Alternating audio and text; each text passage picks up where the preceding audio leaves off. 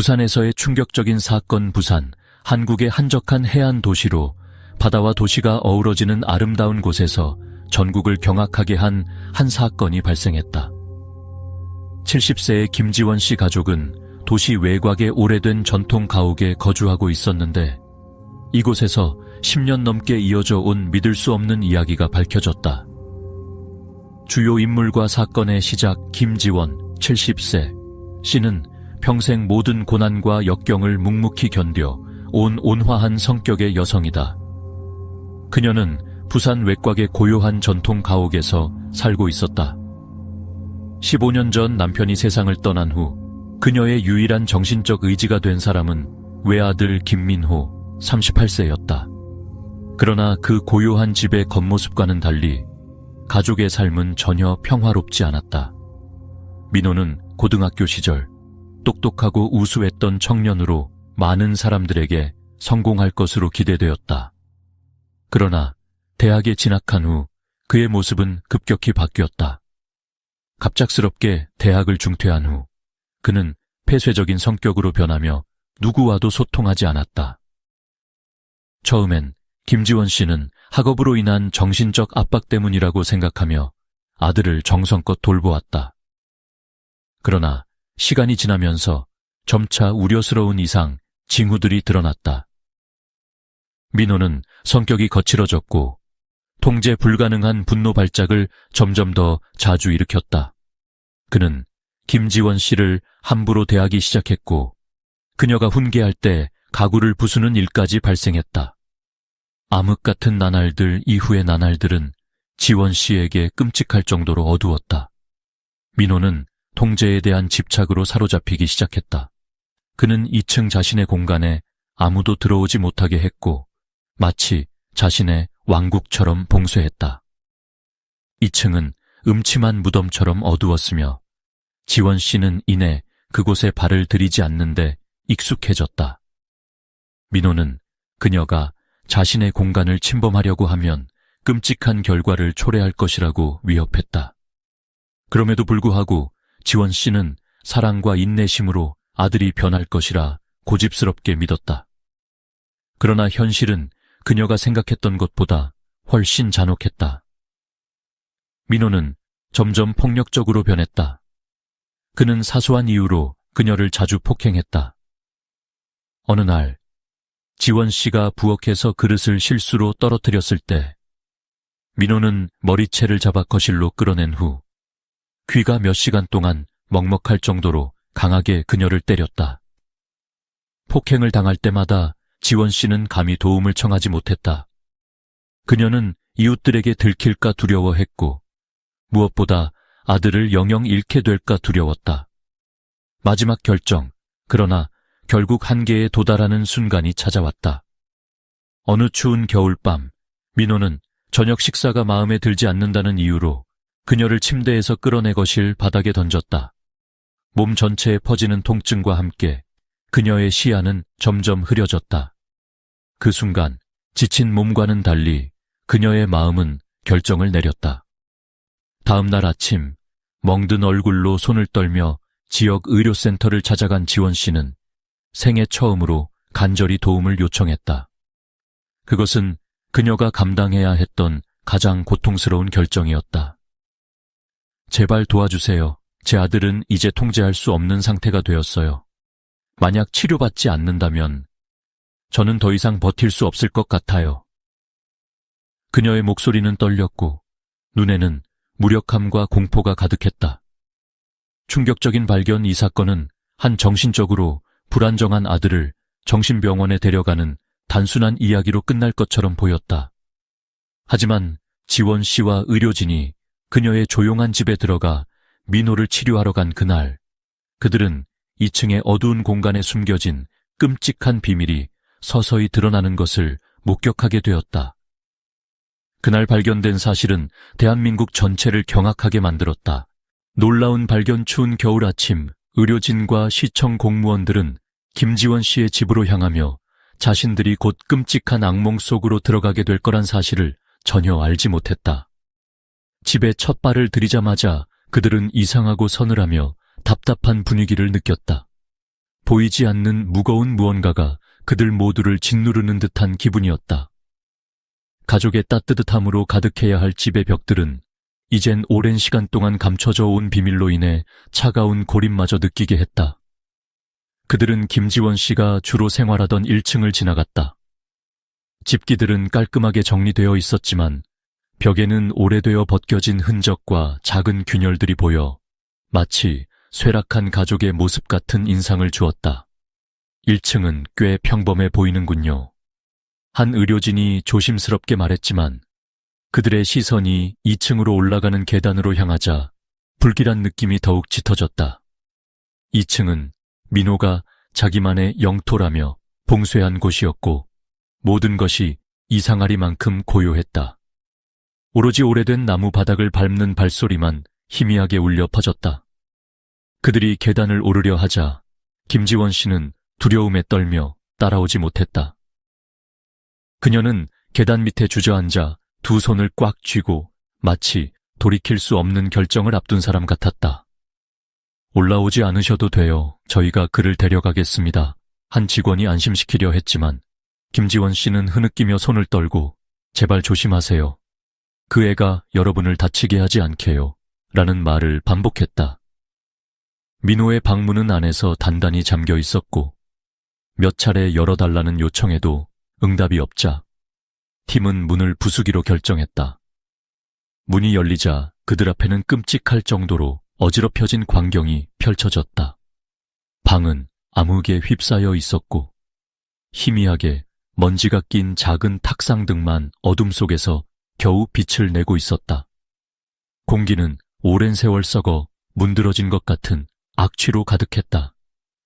바닥에는 가구가 어지럽게 나뒹굴고 색바랜 매트리스는 여기저기 찢겨져 있었으며 침대 위에 더러운 이불들은 한 덩어리로 뭉쳐져 있었다. 민호는 그 엉망진창 한가운데에 누워 있었고 그의 눈은 겨울잠에서 깨어난 야생동물처럼 광기에 가득 차 있었다. 그는 자리에서 벌떡 일어나 소리를 지르며 의료진이 진정제를 주사하려 할 때 거세게 저항했다. 그의 절규가 집 안가득 울려 퍼졌고 1층에 있던 김지원 씨는 그 소리를 듣고 기겁해 쓰러질 정도였다. 민호가 약의 효과로 점차 잠잠해지며 이제 끝났다고 안도하는 찰나 한 의료진이 이상한 점을 발견했다.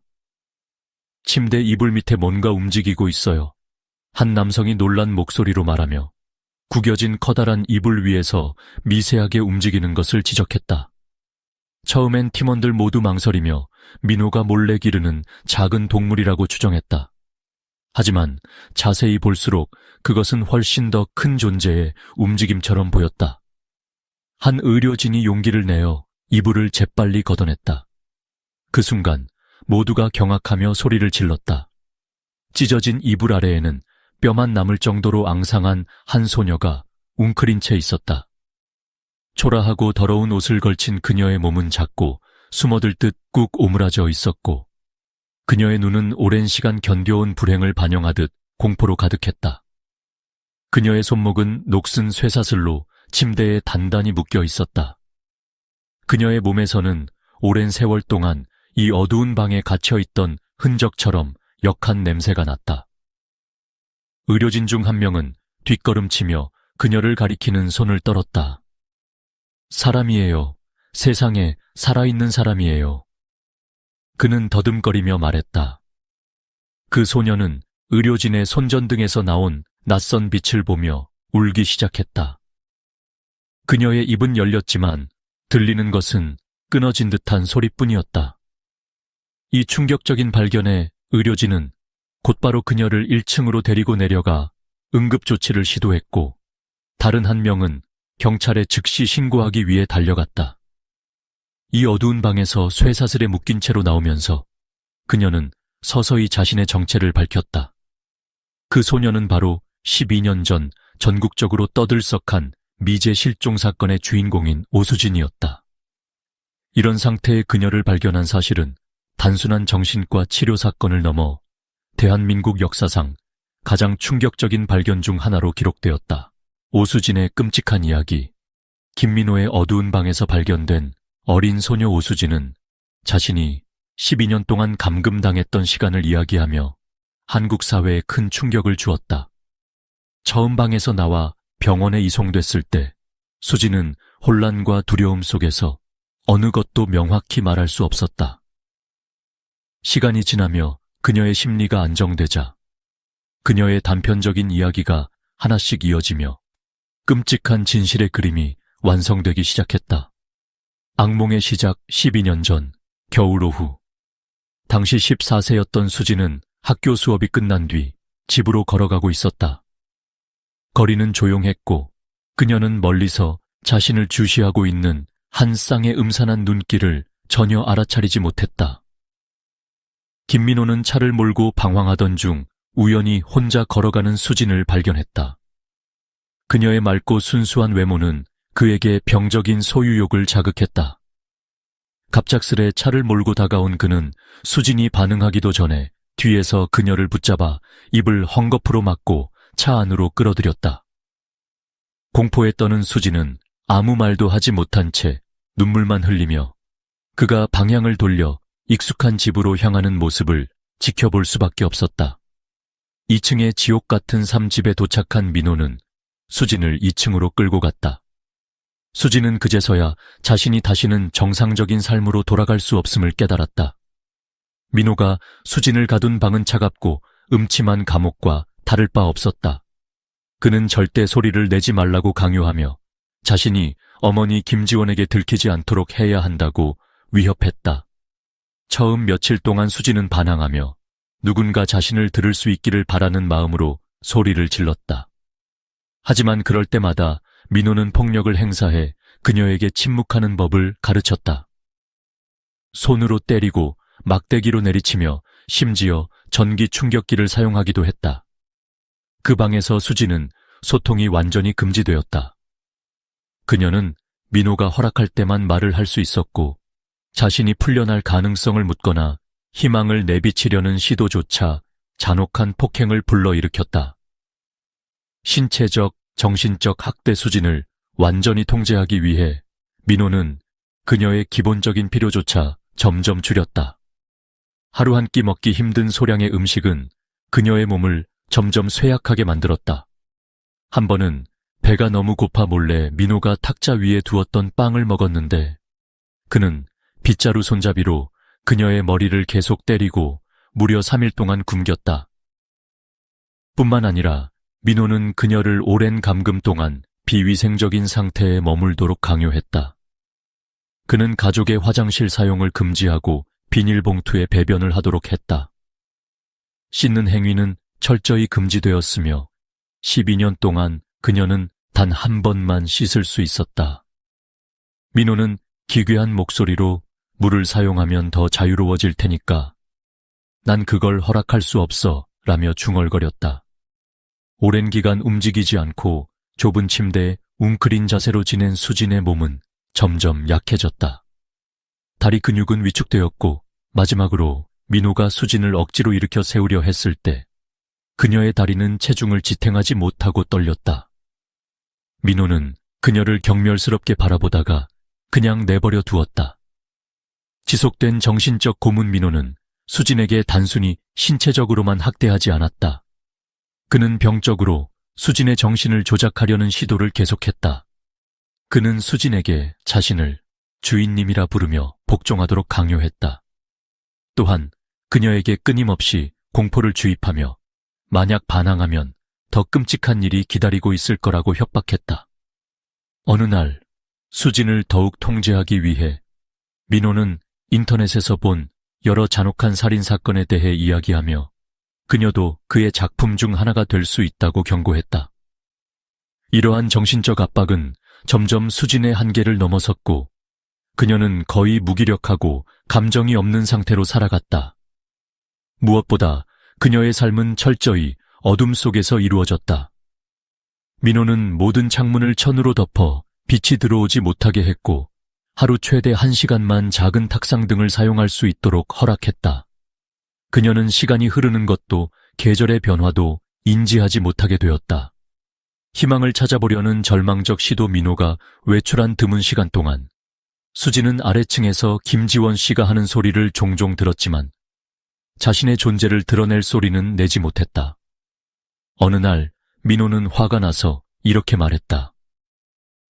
우리 엄마는 나보다 더 무서워. 만약 그녀가 널 발견하면 넌 죽을 거야. 이 말은 수진의 마지막 희망까지 완전히 꺾어 놓았다. 밤중의 속삭임. 민호는 정신적으로 병든 상태에서 수진을 강제로 자신의 이야기를 들어주도록 했다. 그는 자신의 아버지와의 고통스러운 관계, 가족에 대한 증오심, 그리고 무엇보다 고독을 채우기 위해 누군가를 소유해야 한다는 집착에 대해 말했다. 수진에게 이 밤들은 그의 어두운 심리뿐만 아니라 그녀 자신까지 갇히는 또 하나의 감금처럼 느껴졌다. 마지막 30분의 자유 구조되던 날은 그녀의 인생에서 가장 밝은 전환점이 되었다. 하지만 수진은 여전히 신체적, 정신적 고통과 직면해야 할 것이 많았다. 12년 동안 누군가의 목소리를 듣지도, 자연광을 느끼지도, 신선한 공기를 마시지도 못한 채 살았다. 의료진이 문을 부수고 들어왔을 때 그녀는 그것이 구원이었는지 아니면 한순간의 잔인한 꿈이었는지조차 알지 못했다. 수진의 이야기는 한국 사회에 강렬한 경고를 남겼다.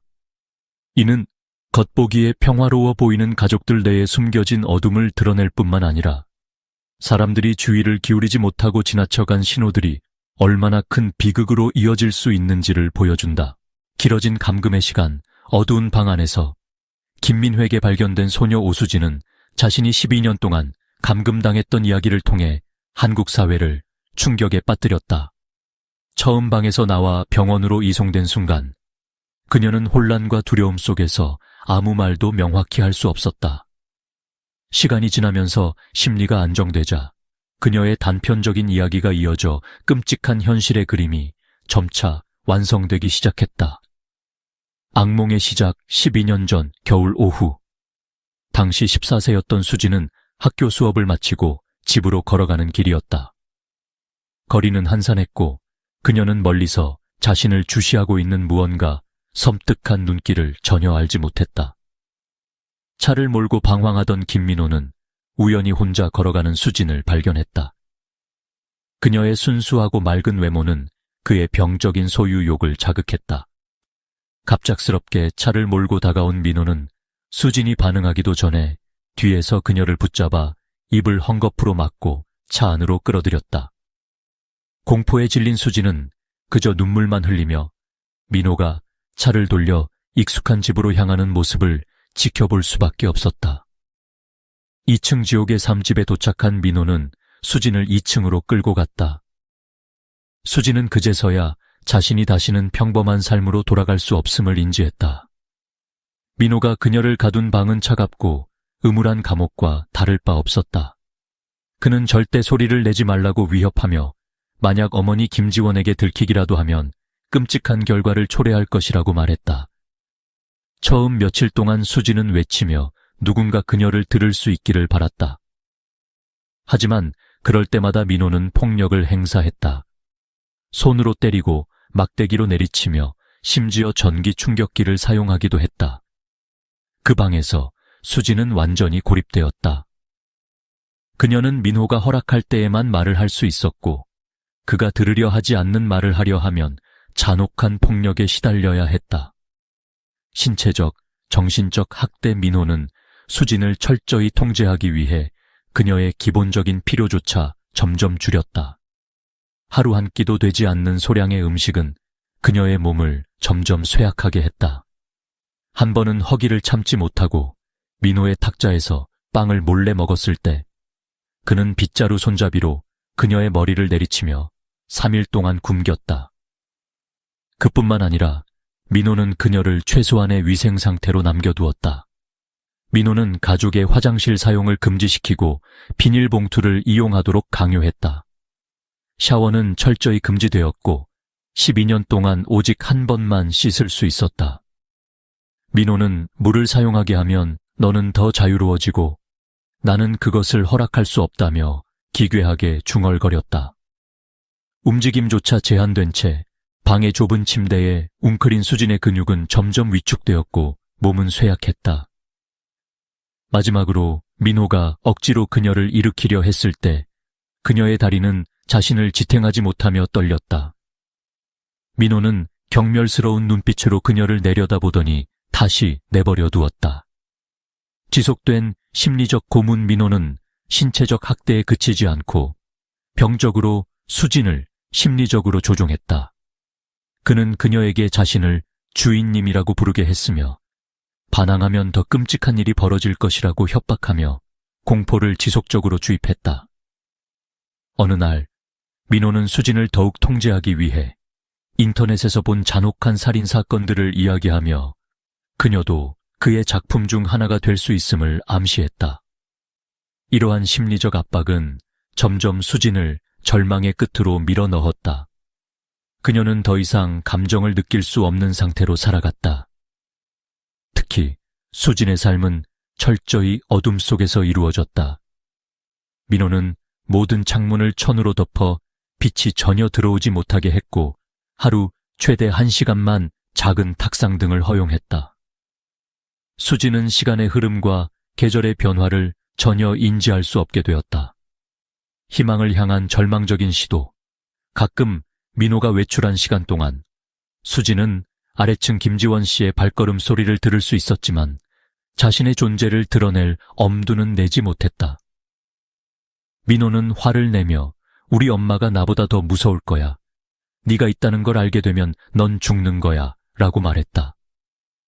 그 말은 수진에 남아있는 남은 희망마저 완전히 꺾어 놓았다. 밤의 속삭임들, 민호는 병적인 심리 상태 속에서 수진을 강제로 자신의 고통스러운 이야기를 듣도록 했다.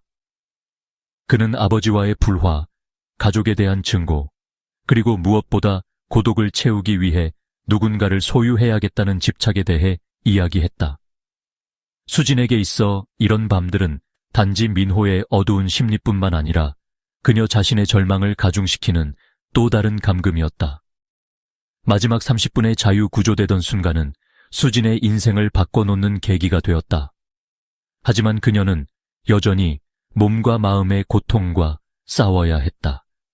12년 동안 그녀는 타인의 목소리도 들어본 적 없고 자연광도 느껴본 적 없으며 한 번도 제대로 된 숨을 쉰 적이 없었다. 의료진이 문을 부수고 들어온 순간 그녀는 그 순간이 진정한 구원이었는지 아니면 잔인한 꿈이었는지 조차도 알지 못했다. 수진의 이야기는 한국 사회의 강력한 경각심을 불러일으켰다. 이는 평화로워 보이는 가정들 속에 숨겨진 어둠과 무심코 지나쳐버린 경고 신호가 얼마나 큰 비극으로 이어질 수 있는지를 보여주는 생생한 사례이다. 숨겨진 비밀. 가장 충격적이고 믿기 어려운 사실은 10년 넘게 그 집에서 살았던 김지원 씨가 오수진의 존재를 전혀 알지 못했다고 주장한 점이다. 이 고백은 구조대, 경찰, 그리고 한국 사회 전체를 충격에 빠뜨렸다. 어째서 12년 동안 좁은 공간에 갇혀있던 소녀가 아무런 흔적도 없이 살아남을 수 있었으며 김지원 씨가 의심조차 하지 않았다는 것일까? 김지원 씨는 민호가 2층은 자신만의 공간이라며 선언한 이후로 그곳에 발을 들이지 않았다고 설명했다. 그녀는 가끔 잘 수습되지 않는 느낌이 들긴 했지만 예를 들어 밤중에 들리는 이상한 소리, 위층에서 희미하게 내려오는 악취, 혹은 본능적으로 느껴지는 막연한 불안감 같은 것들이 있었다. 그러나 그녀는 그것을 민호가 겪고 있는 심리적 기복 때문이라며 스스로를 안심시켰다. 민호가 화를 낼까 두려웠고 아들의 상처받은 마음을 치유하지 못했다는 죄책감이 그녀를 무기력하게 만들어 결국 그녀는 자신이 살고 있는 집안에서 벌어진 일을 외면하게 되었다. 구조대와 경찰이 그녀에게 민호가 왜 12년 동안 2층에 올라가지 못하게 했는지 묻지 않았습니까? 한 번도 시도해보지 않았나요? 라는 질문을 했을 때 김지원 씨는 조용히 고개를 숙였다. 그녀는 눈물을 흘리며 말했다. 제가 너무 두려웠습니다. 그 아이가 저를 향해 야수 같은 눈빛으로 쳐다보기만 해도 저는 감히 저항할 용기를 낼 수 없었습니다. 게다가 수지는 민호가 그녀를 철저히 신체적, 정신적으로 고립시키는 환경을 만들었다고 증언했다. 김지원 씨가 아래층에 있을 때마다 민호는 그녀에게 어떤 소리도 내지 말라고 위협했다. 만약 그녀가 수진의 존재를 알아차린다면 수진뿐만 아니라 김지원 씨까지 끔찍한 결말을 맞이할 것이라고 협박했다. 그는 늘 어머니가 무섭고 냉혹한 사람이라고 말했습니다. 저를 발견하면 경찰에 넘길 것이며 저를 쓸모없는 물건처럼 여길 거라고요. 처음엔 믿지 않았지만 몇 년 동안의 그분의 침묵과 무심함을 보며 정말로 알고도 무시하는 줄 알았어요. 더 충격적인 것은 경찰이 2층 방에서 발견한 흔적들이었다. 방의 벽들은 낡은 커튼과 천으로 여러 겹 가려져 있었고 창문의 틈새까지도 마가빛이 들어오지 못하도록 되어 있었다. 문에는 테이프 자국과 칼로 자른 흔적이 있어 민호가 방의 모든 구석을 관리하고 조정하려 했음을 보여주었다. 에어컨과 환기 시스템은 의도적으로 차단되어 있었고 이 방은 명백히 밀폐된 질식 공간이 되어 있었다. 빛조차도 의도적으로 통제하여 이 방은 평화로운 외곽주택의 중심부에 위치한 지하 감옥과 다를 바 없었다. 방 안의 몇몇 물건들은 여러 가지 섬뜩한 사실을 드러냈다. 김지원 가족은 돈이 부족하지 않았음에도 불구하고 민호의 개인 공간이라는 2층 방은 마치 오랫동안 사용되지 않은 창고처럼 황폐화되어 있었다. 삐뚤어진 의자, 부러진 책상 다리, 박살난 거울 등은 소름 끼치는 분위기를 만들어냈다. 특히 한 구석에서는 민호가 적었던 몇 권의 노트를 발견했는데 그 안에는 내용이 반복적으로 적혀 있었다. 무언가를 영원히 소유하고 싶다는 문구와 함께 내가 그것을 사랑하고 지켜야 한다는 내용이 있었다. 이는 그가 오수진을 대상으로 삼고 있었음을 명백히 암시했다. 더 이상한 점은 수진이 자신을 감금하고 있는 이 환경 안에서 완전히 고정된 상태로 있었다는 것이다. 경찰은 민호가 그녀의 행동 하나하나를 통제했으며 그녀가 김지원 씨가 가까이 있는 것을 느꼈을지라도 감히 구조를 요청할 생각조차 하지 못하게 했다고 분석했다. 이는 심리적 조작과 지속된 폭력의 결과로 수진은 감히 반항하거나 도망칠 생각조차 하지 못하게 되어 심리적 감옥 속에 스스로를 가둔 셈이 되었다. 법의학자들은 추가로 방에서 몇몇 섬뜩한 증거도 발견했다. 방의 모퉁이에서 발견된 작은 동물 뼈 조각들은 민호가 수진에게 완전히 정신적, 육체적 조작을 가하기 전에 동물들로 실험했음을 보여주었다. 이는 민호의 정신적 위험성을 잘 보여주는 부분으로 그는 단순히 폭력에 머무는 것이 아니라 왜곡된 행동과 완전히 상실된 인간성을 드러냈다. 마지막으로 떠오르는 질문은 김지원 씨가 정말로 몰랐던 것인지 아니면 의도적으로 무시했던 것인지에 대한 의문이다. 그녀가 아들의 범행에 공모했음을 직접적으로 증명할 수 있는 자료는 없지만 그녀의 오랜 침묵은 어린 피해자의 지옥 같은 삶을 만들어낸 데에 간접적으로 기여했음이 명백하다. 실종 사건과의 연결 조사 과정 중 경찰은 소름 끼치는 사실을 발견했다. 오수진의 정체가 바로 12년 전 잊힌 실종 사건의 단서를 풀어낼 열쇠였던 것이다. 시간을 거슬러 올라가 보면 2011년 12월 오수진이라는 이름은 한국 전역을 뒤흔들었다. 당시 14살이던 그녀는 학교에서 집으로 돌아오는 길에 갑작스럽게 실종되었다. 수진은 뛰어난 성적과 환한 미소로 부모는 물론 서울의 그녀가 살던 동네에서도 자랑거리였다. 수진의 실종은 바람이 거세게 부는 어느 오후에 일어났다.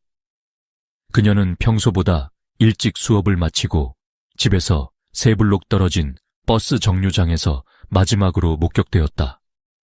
그 순간이 가족들이 사랑스러운 딸의 모습을 마지막으로 본 때였다.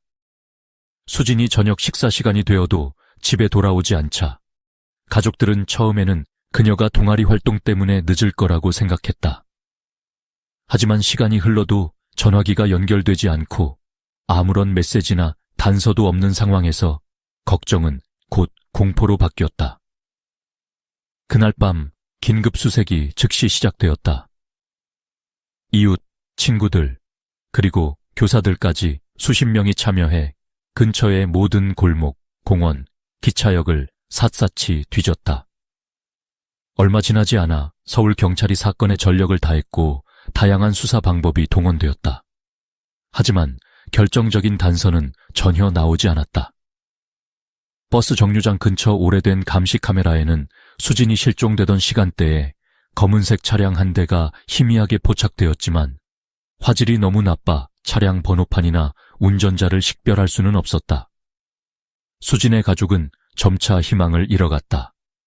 그들의 삶은 완전히 무너져 내렸다. 부모는 딸을 찾지 못했다는 슬픔과 언론의 압박 속에서 여러 번 실신할 정도로 고통스러운 시간을 보냈다. 수진을 찾기 위해 가족들은 그녀가 교복을 입고 환하게 웃고 있는 사진이 담긴 전단지를 5,000장 이상 찍어 서울과 인근 지역에 배포하며 호소했다. 그녀가 소중히 여기던 파란색 가방과 일기장도 공개하며 수진을 본 사람이 연락을 주기를 간절히 바랐다. 하지만 사건은 금세 미궁에 빠졌고 세월이 흘러가며 이 미스터리한 실종은 한국의 가장 안타까운 미제 사건 중 하나로 잊혀져 갔다. 그 누구도 수진이 그렇게 많은 이들의 안타까움 속에 찾지 못하고 있을 때 그녀가 부산 외곽에 있는 한 집안에 갇혀 있을 거라고는 상상하지 못했다. 서울에서 351km 이상 떨어진 이곳에서 그녀의 납치범은 돈을 요구하는 전문 범죄자도 아니고 어느 조직의 일원도 아닌 정신적 문제가 있는 한 남자였다. 이 남자는 늙은 어머니와 함께 살며 평화로워 보이는 외관 뒤에 끔찍한 비밀을 숨기고 있었다. 수진의 어머니 오미숙 씨는 딸이 살아있다는 소식을 듣자 감격의 눈물과 함께 울음을 멈추지 못했다. 수진이가 사라지던 날부터 내 심장은 죽어 있었어요. 너무나도 멀게 느껴져 그저 희망조차 가지지 않았어요. 하지만 이제 신께서 정말로 아이를 보내주셨군요. 그녀는 경찰의 손을 놓지 않고 계속 감사를 표하며 울었지만 그녀의 눈에는 딸이 겪은 고통에 대한 형언할 수 없는 아픔이 서려 있었다. 경찰은 사건을 다시 조합하기 시작하며 수진이 사라진 날부터 2층 방에서의 끔찍한 감금이 시작되었음을 알아냈다. 당시 민호는 서울에서 이유 없이 방황하던 중 수진이 눈에 띄었고 그녀에게 강렬한 집착을 품었다. 수진이 버스 정류장에서 떨어진 펜을 줍기 위해 고개를 숙인 순간 민호는 차를 세우고 그녀를 강제로 태워갔다. 서울에서의 실종 사건과 부산의 감금 사건은 분명히 한 사람의 짓이었지만 두 지역 간의 거리가 상당히 멀어 누구도 이를 연결시키지 못했다. 민호는 자신을 조사한 의료진에게 수진의 안에서 신비로운 빛을 느꼈고 그것이 그녀를 붙잡아야겠다고 결심하게 만든 이유라고 진술했다. 이 발언은 분노를 유발함과 동시에 그의 심각한 정신 상태를 명확히 보여주었다. 민호의 집착은 단순한 폭력 욕구가 아니라 누구도 건드릴 수 없는 소중한 생명체를 소유하고 싶어하는 비뚤어진 독점 욕구였다. 수진의 이야기는 만약 민호가 정신병원에 강제 입원되지 않았다면 밝혀지지 않았을 수도 있었다. 이 이야기는 단순한 범죄 이상의 무언가를 드러냈다. 그것은 경찰 조사와 사회체계의 연결 부족, 그리고 무관심이 범죄를 방관할 수 있음을 경고한다. 과연 수진처럼 빛을 못 보고 어둠 속에 묻힌 다른 희생자들은 얼마나 많이 있을까? 이는 다음 비극을 막기 위해 모두가 성찰해야 할 질문으로 남는다. 민호와 불안정한 심리 상태 김민호는 이 끔찍한 사건의 중심에 있었다. 그의 범죄 행위뿐만 아니라 그의 내면 깊숙한 심리적 불안정과 병리적 왜곡은 한국 사회를 충격에 빠뜨린 비극의 씨앗이었다. 평범해 보이는 가정에서 태어난 민호는 초창기에는 빛나는 가능성을 보였으나 점차 어둠 속으로 빠져들기 시작했다. 그의 집착과 심리적 왜곡은 비극을 초래한 주된 요인으로 지목되고 있다. 어린 시절과 초기 금이 가기 시작한 틈, 민호는 뛰어나고 영리한 학생으로 알려져 있었으며 가족의 기대를 한 몸에 받았다. 고등학교 시절 그는 자주 반에서 1위를 차지했고 수학, 문학 등 다양한 분야의 대회에서 상을 휩쓸었다. 그의 선생님과 친구들은 민호를 활발하고 사교적인 학생으로 묘사하며 다른 사람들에게 강렬한 인상을 남길 줄 아는 재능 있는 학생이라고 평가했다. 그러나 이런 빛나는 성취 이면에는 극심한 압박감이 그를 눌렀다. 특히 그의 엄격한 아버지로 인해 민호는 늘 무거운 기대에 억눌려 성장했다. 민호의 아버지 김대성은 완벽주의적이고 고압적인 성격으로 아들에게 절대적인 완벽함을 요구했다. 민호는 끊임없는 기대와 비교 속에서 성장했고 사소한 실수라도 저지르면 차갑고 엄격한 꾸중이나 심지어 신체적, 정신적 처벌을 감내해야 했다. 이로 인해 그는 가족에 대한 은밀한 원망과 분노를 품게 되었다. 그러나 그런 감정을 드러내지 않고 오히려 인정과 사랑을 받기 위해 성취를 통해 자신을 증명하려 애썼다. 전환점, 대학과 삶의 균열, 모든 것은 민호가 대학에 진학하면서 변하기 시작했다. 그는 더 넓은 세상과 마주하게 되었고 그곳에서는 학업 성취만으로는 아무도 그를 인정해주지 않았다. 대학에서의 실패와 적응의 어려움은 그를 점차 고립된 상태로 몰아넣었다. 같은 시기에 그의 삶에 중대한 사건이 발생했다. 그의 아버지가 갑작스러운 사고로 사망하면서 김지원 씨와 민호는 막대한 책임감과 충격을 떠안게 되었다. 이 사건은 민호의 불안정한 심리를 더욱 깊숙이 흔들어 놓았다. 초기 이상 행동의 징후대학을 그만둔 후 민호는 부산에 있는 가족의 집에서 칩거하며 점차 괴이한 삶을 살기 시작했다. 그는 어머니 외에 어떠한 인간관계도 단절했으며 자기 방을 오래 잠그고 혼자 중얼거리는 일이 잦아졌다. 김지원 씨는 처음에는 이런 모습이 아버지의 죽음으로 인한 슬픔 때문이라고 여겼지만 시간이 지날수록 그의 행동은 점점 도를 넘기 시작했다. 민호는 생활 공간을 자신만의 영역이라 칭하며 심지어 2층 전체를 봉쇄하고 어머니조차 접근하지 못하게 했다. 그는 자신의 물건을 누구도 만지지 못하게 하고 어머니와 함께 식사를 거부하며 점점 더 고립되었다. 민호의 이상 행동이 더욱 두드러진 순간은 그가 아무 이유 없이 분노를 폭발시키며 집안의 물건들을 부수기 시작했을 때였다. 김지원 씨는 어머니로서 그리고 민호와 가장 가까운 사람으로서 어떻게 해야 할지 몰랐다. 그녀는 민호가 안정되기만을 바라며 인내로 견디기로 결심했다. 그녀는 아들을 위한 자신의 사랑이 그를 진정시킬 것이라 믿었다. 심리적 진단과 치료에 실패 25세가 되었을 때 민호는 주변 이웃들의 지속적인 신고로 인해 정신과 진찰을 받게 되었다. 그는 강박장애, OCD와 회피성 인격장애 진단을 받았으며 사회 적응력이 극히 부족하고 외부 세계에 대한 두려움으로 인해 모든 것을 통제하려는 강박을 가지고 있다고 평가되었다. 일부 전문가는 적절한 치료를 받지 못할 경우 그가 반사회적 인격장애 증상을 보일 가능성도 있다고 경고했다. 그럼에도 불구하고 민호는 치료를 완강히 거부했다.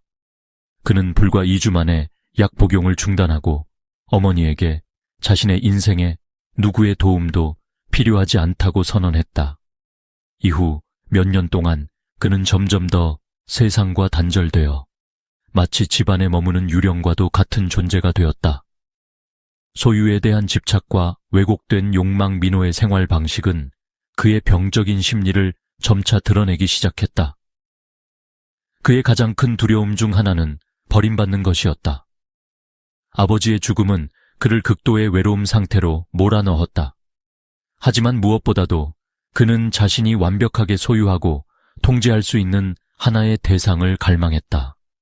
그것은 결코 자신을 떠나지 않고 그를 배신하지 않는 존재여야 했다. 체포 후 민호는 오랫동안 사람 하나를 소유하는 것을 꿈꿔왔다고 진술했다. 그것은 단순히 함께 사는 것을 넘어 그의 삶에 있어서 완전히 분리될 수 없는 일부처럼 만들고자 하는 집착이었다. 그는 소유를 자유를 박탈하여 오직 자신만 통제권을 가지는 형식으로 정의했다. 이러한 자세는 민호가 왜 오수진을 대상으로 선택했는지를 보여준다. 그녀는 민호의 눈에 완벽히 반항할 수 없는 순종적인 대상으로 비쳤다. 수진이 실종되던 날, 민호는 그녀를 보자마자 오랜 시간 찾고 있던 소중한 존재로 느꼈다고 진술했다. 그 순간부터 그는 그녀를 감금하기 위한 계획을 실행으로 옮기기 시작했다. 그렇게 그의 집착은 12년 동안의 끔찍한 감금의 형태로 나타났다. 비인간적 행동과 완전한 붕괴 수진을 어두운 방에 가둔 채로 민호는 단순히 정신적 문제가 있는 사람이 아니었다. 그는 점차 인간성을 완전히 상실해갔다. 그의 폭력적인 행동, 인간적인 감정의 무시, 권한 남용은 그를 병적인 욕망을 만족시키기 위해 살아가는 괴물로 만들었다. 수진 구조의 여정 김민호가 정신병원으로 강제 이송되던 날, 아무도 예상하지 못한 일련의 사건들이 시작되었다. 이 사건은 12년간 이어진 끔찍한 진실을 드러내며 오수진을 구출하는 계기가 되었다. 이는 단순한 구조 작업이 아니라 공포와 분노, 그리고 희미한 희망이 얽혀있는 가혹한 여정이었다. 의심의 첫 신호 추운 겨울 아침, 의료진이 민호를 정신과 치료를 위해 병원으로 데려가기 위해 그의 집에 도착했다. 민호의 불안정한 심리 상태를 알고 있었던 그들은 신중한 태도로 접근했다. 그러나 그들이 평화로워 보이는 집 안에서 맞닥뜨린 분위기는 전혀 예상 밖이었다. 문을 열어준 어머니 김지원 씨는 오랜 시간 지쳐온 듯한 고단한 표정과 떨리는 손으로 오래된 코트를 움켜잡고 있었다. 그녀는 조심해 주세요. 그 아이는 여러분이 생각하는 그런 아이가 아니에요. 라고 반복해서 말했다. 집 안으로 들어가자마자 의료진은 집 안 곳곳에서 이상 징후를 발견했다. 집의 대부분은 비교적 깨끗하게 유지되고 있었으나 위층은 어둡고 음침함에 휩싸여 있었으며 2층으로 이어지는 계단문은 잠겨 있었다. 낡고 금이 간 바닥 타일에서는 곰팡내 나는 축축한 냄새가 은은히 퍼졌다. 한 의료진이 참지 못하고 김지원 씨에게 물었다. 2층에 뭔가 문제가 있나요? 그녀는 겁에 질린 듯 고개를 가로저으며 아무 대답도 하지 않았다. 그녀의 노쇠한 눈에는 말로 표현할 수 없는 공포가 담겨 있었다. 위험한 대면 이후 의료진이 자물쇠를 부수고 2층으로 올라갔을 때 민호가 잠긴 방 안에 있었고 의료진은 문을 열었다. 문이 열리자 드러난 광경은 의료진 모두를 멈칫하게 했다. 방은 완전히 어두웠고 쓰레기가 넘쳐났으며 침대와 이불은 더러움을 넘어 냄새조차 견디기 어려웠다. 그곳은 마치 수년간 외면된 폐가 같았다. 그럼에도 불구하고 의료진은 위험을 무릅쓰고 방 안으로 들어가 민호를 제압했다. 민호에게 진정제를 투여하여 그가 점차 의식을 잃기 시작한 그 순간 방 한쪽 구석에 있는 침대에서 희미한 소리가 들려왔다. 처음에는 쥐나 민호가 몰래 키운 작은 동물 정도로 생각했다.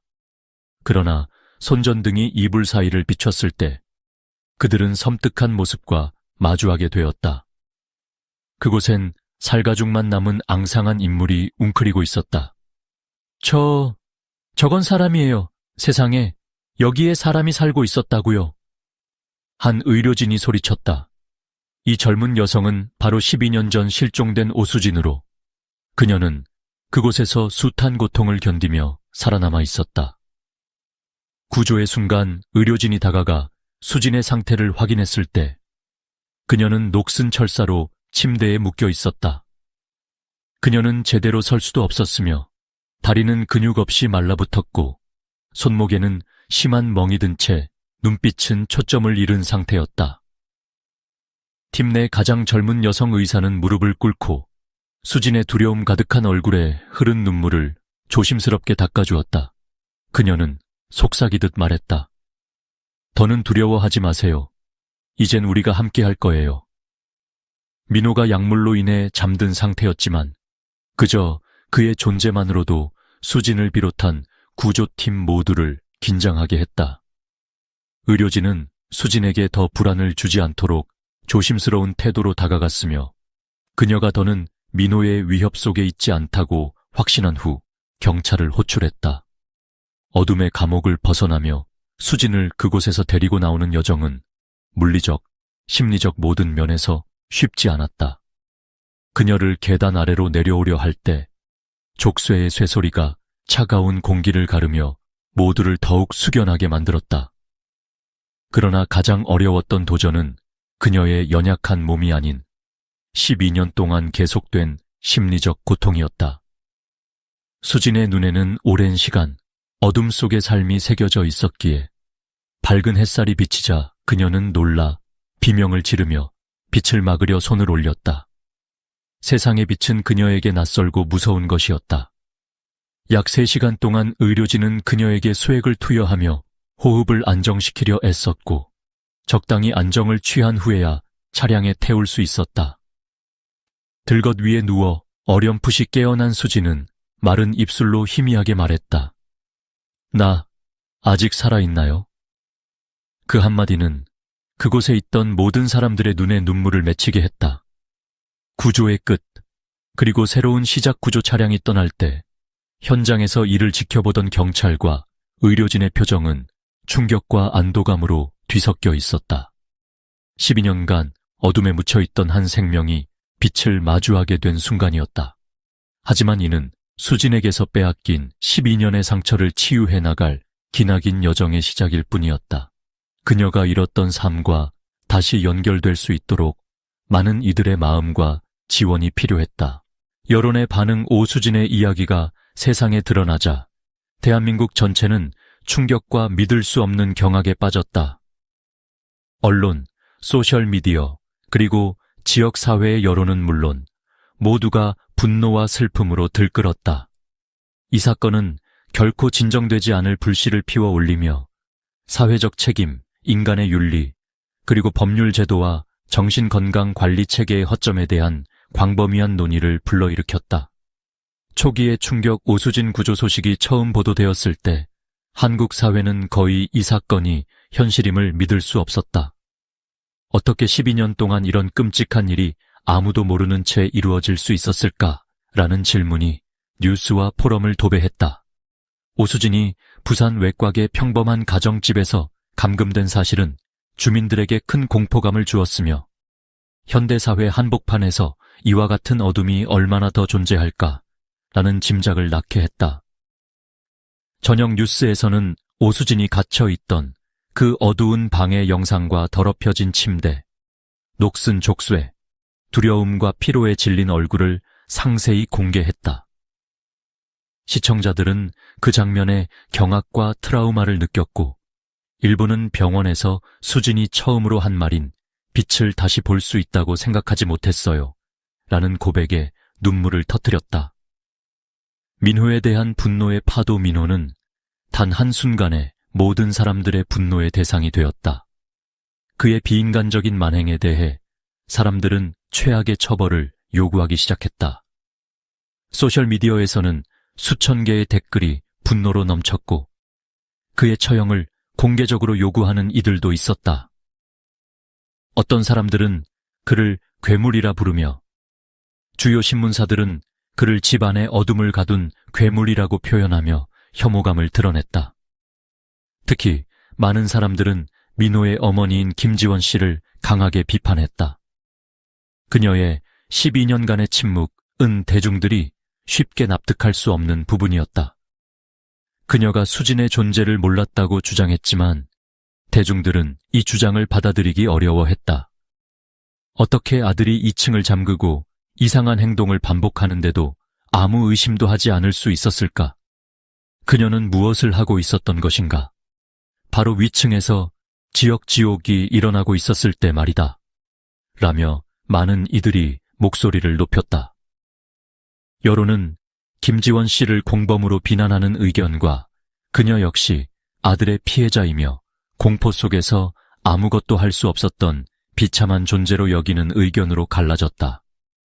수진을 향한 사랑과 연대 수진에 대한 분노와는 대조적으로 오수진은 모든 이로부터 방대한 연민과 따뜻한 사랑을 받았다. 그녀의 이야기는 사회 전체의 보호와 배려 본능을 일깨웠다. 마른 체구와 초점을 잃은 눈빛으로 나타난 수진의 모습은 한국뿐만 아니라 아시아 전역의 SNS를 통해 퍼져나갔다. 해시태그 운이에 우리가 함께할게 수진, 엄밀한 미래를 구하자, 오수진에게 정의가 등은 빠르게 유행하며 온라인 공간을 달구었다. 시민들은 모금, 응원의 메시지, 격려의 글을 보내며 그녀와 함께 싸우고 싶다는 의지를 드러냈다. 심지어 일부 커뮤니티에서는 수진의 마음과 몸이 회복될 수 있도록 온라인 기도회를 열고 이를 사회적 운동으로 확대시켰다. 한 유명 게시판 사용자는 수진은 살아남았을 뿐 아니라 그녀는 꺾이지 않은 불굴의 상징이다. 우리는 그녀가 잃어버린 사랑을 느낄 수 있도록 모든 방법을 다해야 한다고 썼다. 또한 언론인, 유명 예술가, 대기업들도 그녀의 생존 의지에 깊은 감동을 표하며 공공연히 지지 의사를 밝혔다. 한 자선단체는 수진의 이름을 딴 신규 기금을 설립하여 학대와 고립 피해자를 돕고 보호하겠다고 발표했다. 법과 정신건강관리 시스템에 대한 논쟁 이 사건은 한국의 법률 시스템과 정신건강관리 체계에 존재하는 심각한 허점을 여실히 드러냈다. 민호의 명백한 정신적 문제와 불안정한 행동이 왜 지속적으로 모니터링되지 않았는지, 그리고 왜 강제 치료로 이어지지 않았는지에 대하여 대중들은 분노하지 않을 수 없었다. 또한 12년 전 실종된 수진의 사건이 명백하고도 구체적인 단서를 제공했음에도 어째서 사건이 미궁 속으로 사라졌는지 대중은 납득하지 못했다. 부산의 한 공소청 앞에서는 소규모 시위가 열려 유사 비극을 방지하기 위해 법률 개정을 요구했다. 인터뷰 중 한 시위자는 이렇게 외쳤다. 우리는 민호를 처벌하는 데에만 그치면 안 된다.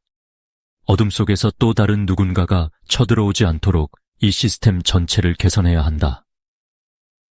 정신건강관리체계 또한 강도의 비판을 받았다. 민호가 과거 진단받았음에도 적절한 치료를 받지 않았던 점은 의료계뿐 아니라 가족과 지역사회의 책임 문제를 둘러싼 논의를 불러일으켰다. 한 인권단체는 정신질환을 앓고 있는 사람들에 대한 관리 시스템의 미흡함이 단순히 환자를 위험에 빠뜨리는 것이 아닐 뿐 아니라 주변 사람들까지 해칠 수 있는 환경을 조성한다며 강력히 제도 개선을 촉구했다. 어둠 속에서 빛나다. 그럼에도 불구하고 수진의 사건은 때로는 타인의 고통에 무감각했던 사회를 흔들며 따뜻한 마음을 불러일으켰다. 많은 이들이 깨달았다. 우리 일상 속에서 이상 징후라고 느끼는 것만으로도 그것은 충분히 주목받을 가치가 있다.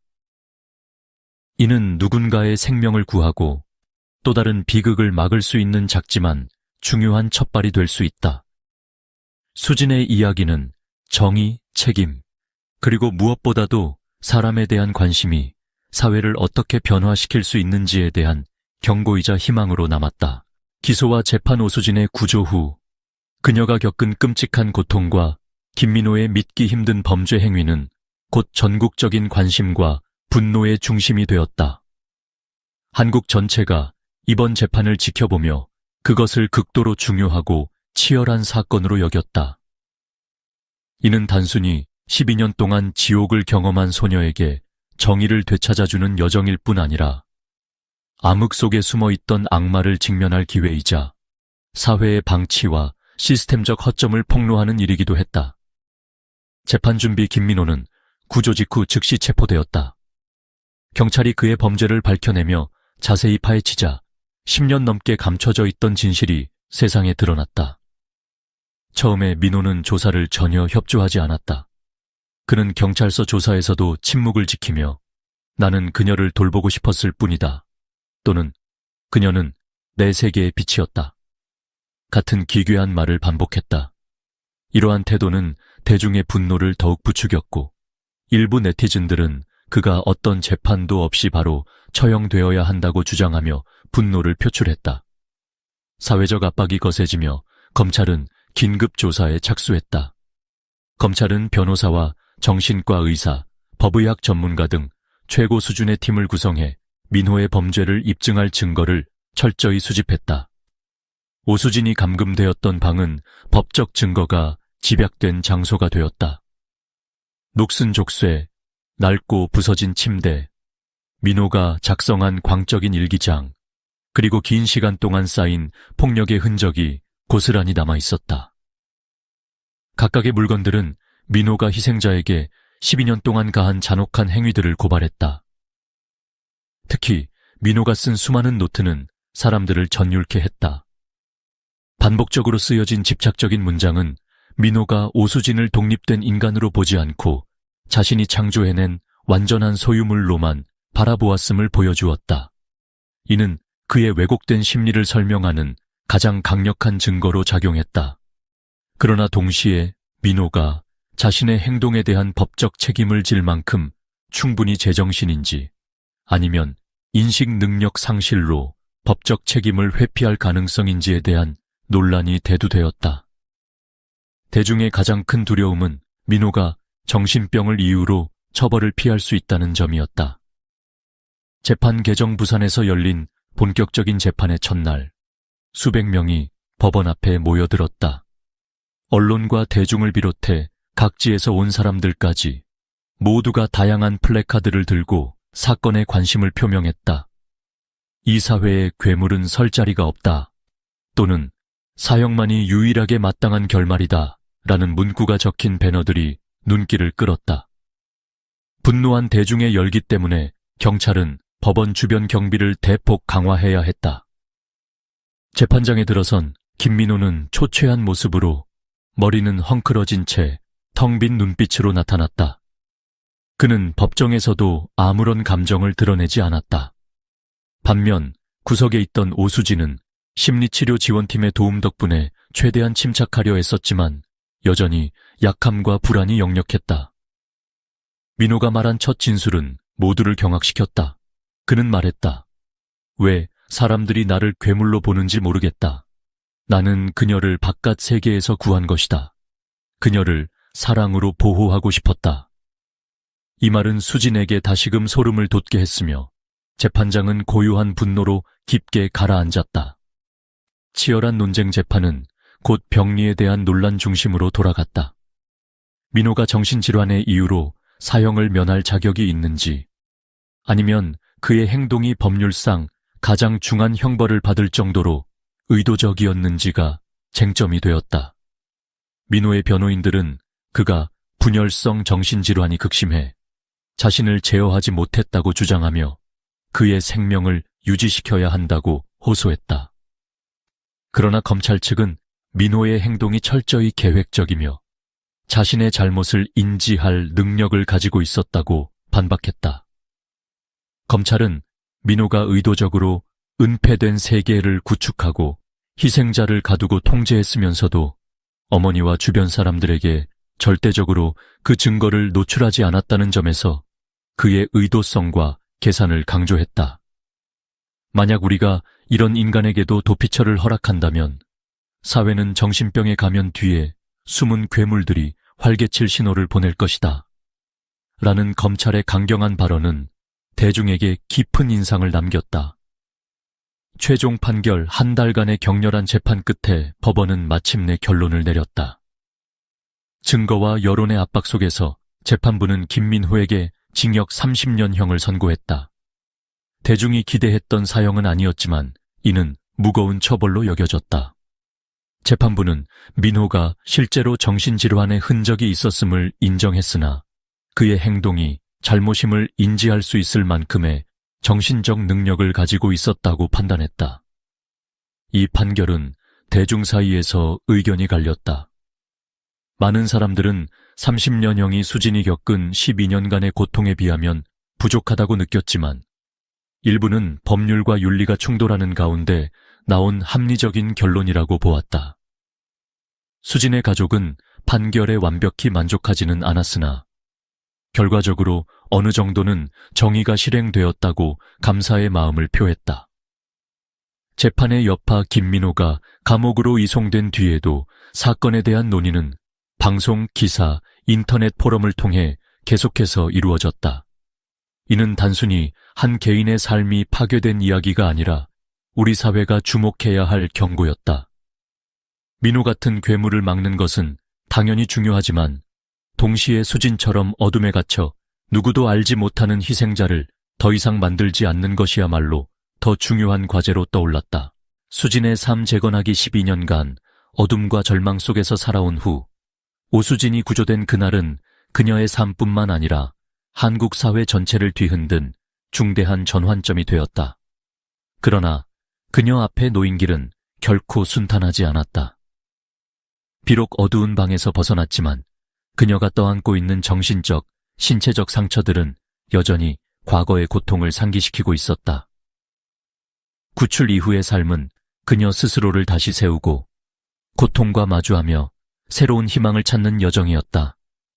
병원에서의 첫날들, 지옥에서 회복하기 구조되자마자 수지는 부산의 한 대형 병원으로 이송되어 치료를 받았다. 의료진은 그녀의 상태를 기적적인 생존이라고 묘사했다. 그녀의 몸은 극도로 말라 있어 정상적인 모습을 알아볼 수 없을 정도였고 오랜 누워있던 상태로 인해 근육은 대부분 위축되었으며 뼈는 부러지기 쉬울 정도로 약해져 있었다. 12년간 최소한의 영양분만으로 연명했던 그녀의 몸은 가벼운 손놀림조차도 도전처럼 느껴졌다. 병실의 하얀 침대 위에 누운 그녀는 처음으로 병실 창문을 통해 자연광을 느낄 수 있었다. 햇빛이 얼굴을 비췄지만 수지는 이를 보고 미소 지을 수 없었다. 그저 눈을 꽉 감으며 공포에 떨었다. 오랜 시간 어둠 속에 갇혀 있었던 그녀에게 낮의 햇빛은 낯설고 무서운 존재가 되어 있었다. 의사의 정기적인 건강 검진과 병원 안의 갑작스런 소리들은 그녀를 깜짝 놀라 움츠러들게 만들었다. 어느 날 그녀는 한 악몽에서 깨며 떨리는 목소리로 말했다. 저 발소리들, 그는 다시 돌아온 줄 알았어요. 수지는 자신과 마주하는 것도 어려워했다. 오랜 시간이 지나 처음 거울을 본 순간 뽀얗고 창백한 얼굴과 새까맣게 엉킨 긴 머리, 그리고 마치 죽어가는 노인의 몸과 같은 마른 체격에 그녀는 소리를 내지 못한 채 울음을 삼켰다. 과거 14살이던 때의 그 밝고 맑던 자신과는 전혀 다른 모습이었다. 거기 있는 사람은 제가 아니에요. 라고 그녀는 잃어버린 자신에 대한 깊은 상실감을 담은 눈빛으로 말했다. 심리치료와 불면의 밤들 육체적 치료를 마친 후에도 수지는 또 다른 긴 여정에 직면했다. 그것은 바로 정신적 상처를 치유하는 과정이었다. 최고의 정신과 의사들이 그녀를 돕기 위해 투입되었으며 그들은 그녀의 정신 상태를 갈기갈기 찢긴 종이로 비유했다. 오랜 고립과 신체 정신적 학대, 지속적 통제와 두려움으로 인해 그녀의 마음은 깊은 상처들로 덮여 있었으며 그중 일부는 아마도 평생 완전히 치유되지 않을 것이라고 말했다. 수지는 구조된 후에도 매일 밤 끔찍한 악몽에 시달렸다. 그녀는 자주 민호가 침대 끝에 서 있는 모습을 꿈에서 보며 비명을 질렀다. 민호는 손에 익숙한 녹슨 족쇄를 들고 속삭였다. 일어나. 세상 밖으로 나가려는 꿈 따위 꾸지 마. 넌 내 거야. 차가운 쇠가 바닥을 긁는 소리와 그의 음산한 목소리에 그녀는 공포 속에 깨어났다. 간호팀은 그녀를 진정시키는데 몇 시간을 쏟아야 했지만 그녀의 마음속에 자리 잡은 어둠의 그림자는 번번이 그녀의 평온을 가로막았다. 심리상담 중 수지는 12년간의 경험을 말하려 할 때마다 눈물을 참을 수 없었다. 한 질문이나 하나의 기억만으로도 그녀는 공황 상태에 빠지곤 했다. 의료진은 수진이 외상 후 스트레스 장애 PTSD를 심각하게 겪고 있다고 판단하며 그녀가 평범한 삶을 살기까지는 수년 혹은 평생 동안 회복 과정이 필요할 것이라 예상했다. 가족과 마주하기, 사랑의 거리감, 12년 만에 가족과의 재회는 감동적인 순간이었지만 동시에 수진과 가족 간에 보이지 않는 균열을 드러내기도 했다. 오랜 시간 동안 그녀를 찾기 위해 고군분투했던 부모는 한마디도 하지 못한 채 그녀를 끌어안았다. 그러나 수진은 긴 시간 동안의 분리와 자신이 겪었던 끔찍한 경험들 때문에 가족과 어쩐지 낯선 거리감을 느꼈다.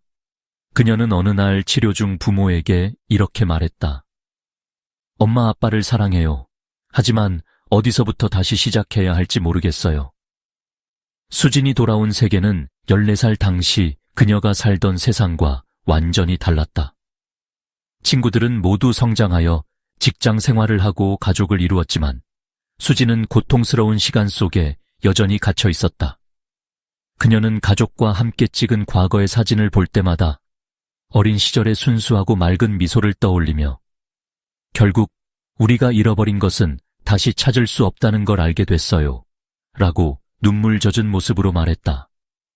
사회에서 얻은 보호와 희망 수진은 가족의 사랑뿐만 아니라 그녀의 이야기를 지켜본 사회 전체로부터도 따뜻한 연대를 받았다. 그녀의 삶 재건 여정은 곧 인내와 사랑의 상징이 되었으며 이는 새로운 희망과 영감을 불러일으켰다. 자선단체들은 그녀의 가족이 새 출발을 할 수 있도록 큰 금액의 기부금을 지원했으며 그녀의 장기적인 치료를 돕기 위해 최선을 다했다. 한국 국민들은 기부 캠페인을 통해 수진과 함께하며 우리가 함께할게 수진, 새로운 삶을 재건하자 같은 해시태그를 사용하며 소셜미디어에서 응원 물결을 일으켰다. 유명 예술가들은 수진의 생존 이야기를 기리며 초상화를 그렸고 대형 자선단체는 그녀의 교육과 직업 지원을 약속했다. 어둠 속에서 빛을 찾다 오랜 치료 기간을 통해 수진은 스스로와 세상에 맞서는 법을 천천히 배우기 시작했다. 그녀는 예술 치료 수업에 참여하여 고통스러운 기억들을 그림으로 표현했다. 그녀는 한 인터뷰에서 말했다. 나는 어둠에서 영원히 살아야 할 줄 알았어요. 하지만 이제 내 그림에 빛을 담아내고 싶어요. 가족의 응원과 사회의 사랑이 뒷받침되며 수진은 조금씩 부서진 삶의 조각을 찾아가고 있다. 비록 그녀의 상처는 완전히 지워지지 않을지라도 그녀의 삶은 어둠 속에서도 빛을 찾아갈 수 있다는 강렬한 증거로 남게 되었다. 경고의 메시지 오수진 사건은 단순한 개인의 비극이 아니라 한국 사회가 품고 있는 끔찍한 어둠을 일깨우는 계기가 되었다.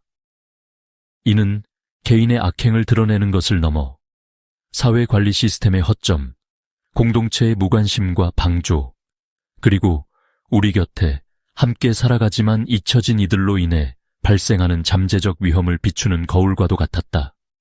이는 모든 침묵과 방심된 이상 신호가 되돌릴 수 없는 비극의 씨앗으로 변할 수 있다는 강력한 경고였다. 놓쳐버린 신호들, 진짜 누구의 책임인가? 김민호 가족의 집에서 12년간 이어진 끔찍한 이야기는 사회 전체를 충격과 질문 속으로 몰아넣었다. 어떻게 현대적인 사회 속에서 젊은 소녀가 사라지고 도심의 집안에 갇힌 채 아무도 알아채지 못했는가? 왜 이웃, 친구, 친척, 더 나아가 공동체 전체가 한 번도 이상 징후를 눈치채지 못했는가? 잘못은 무기력하게 행동하지 않은 주변인들 때문인가? 아니면 보호를 책임져야 할 시스템의 실패 탓인가?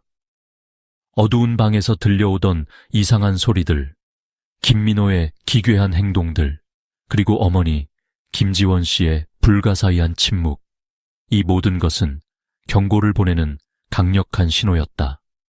그러나 아무도 신호를 진지하게 받아들이지 않았고 결국 수진이 발견될 때까지 비극은 끊임없이 자라고 있었다. 만약 누군가 조금 더 주의를 기울였다면, 만약 누군가 의문을 품고 진실을 조사하려 했다면, 이러한 질문들은 해결되지 않은 채 유족과 사회의 뇌리에 남았다. 한편 바쁜 일상과 남의 일엔 간섭하지 않는다는 관념은 수진 사건처럼 끔찍한 일이 발생하기에 이상적인 환경을 조성했다. 이 사건은 공동체의 무관심과 행동 부족이 개인적 불행을 불가피하게 만들 수 있음을 안타깝게 보여주었다. 침묵의 치명성 사건 속 12년간의 침묵은 단순히 비밀을 감춘 집안벽의 침묵만을 의미하지 않는다. 이는 사회 전체의 침묵이었다. 그 침묵이 수진이 발현할 수 있는 유일한 외침조차 차단했으며 김민호는 어쩌면 사건의 유일한 범죄자가 아닐 수도 있다. 의도적이지는 않았을지라도 주변의 모든 이들은 자신들의 침묵으로 비극을 유지하도록 도움을 준 셈이었다. 김지원 씨는 민호의 이상 행동을 몇 차례 목격했음에도 개인적인 두려움에 굴복하며 수진을 구할 수 있었던 초기 신호를 외면했다. 뿐만 아니라 주변 이웃들과 가족 및 친구들은 집에서 잘못된 무언가를 간헐적으로 감지했음에도 불구하고 질문하거나 적극적으로 행동하려 하지 않았다. 그들은 단순히 집 밖에서 안전하게 거리를 유지하며 침묵했다. 진정한 악마는 단지 민호가 아니며 우리 사회가 무의식적으로 만든 무관심과 겉핥기식 시선 자체다. 시스템의 허점, 보호가 어떻게 위협으로 변했는가? 수진 사건은 한국 법률 체계와 정신건강관리의 구조적 한계를 적나라하게 드러냈다. 김민호는 과거에 심각한 정신적 문제로 진단받은 적이 있었음에도 장기적 관리나 치료를 받지 않았다. 보건 시스템이 그의 상태를 즉각적 위험 요소는 없다고 판단하거나 가족에게 책임을 전가했던 점은 이 비극의 큰 원인 중 하나였다. 이는 단순히 개인에게서 비롯된 문제가 아니라 체계적인 결함이라는 현실을 명확히 보여준다. 12년간 이어진 감금은 경찰과 법률기관의 초기 조사 실패 역시 크게 작용했다. 사건 당시 유일한 단서였던 흐릿한 검은 자동차 영상은 제대로 조사되지 않았으며 명확한 질문들이 던져지지도 않았다. 이와 같은 허점 속에서 수진의 가족은 절망 속에서 진실을 알아내기 위해 고군분투해야 했고 정작 수진이 있는 곳은 믿기 힘들 정도로 가까웠다.